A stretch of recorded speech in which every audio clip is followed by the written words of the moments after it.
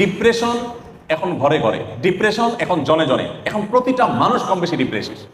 আমরা যদি আমাদের শৈশবে ফিরে চলে যাই, আমরা দেখবো আমাদের বাচ্চারা, আমাদের আশপাশের মানুষগুলো এত ভালো ছিলেন না, এত সুখে ছিলেন না। আমরা আমাদের দেশের বাস্তবতা যদি চলে যাই, 2 দশক 3 দশক আগে আমাদের দেশে এত কলেজ ইউনিভার্সিটি ছিল না, কিন্তু মানুষগুলো তুলনামূলকভাবে এখন থেকে অনেক বেশি হ্যাপি ছিলেন, সুখী ছিলেন।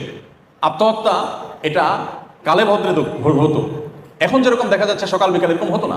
এর অন্যতম কারণ হলো তাদের ভিতরে ইসলামের চর্চা কিছুটা হলেও ছিল, যেটা এখন একেবারে নাই। সময় তো বসেই দিই, ইমান শুধু আমাদেরকে আখিরাতে সুখী করবে তা না, দুনিয়াতেই সুখী করবে। ইমানের পাশাপাশি নামাজ হলো মানুষের সুখের একটা মূল মন্ত্র।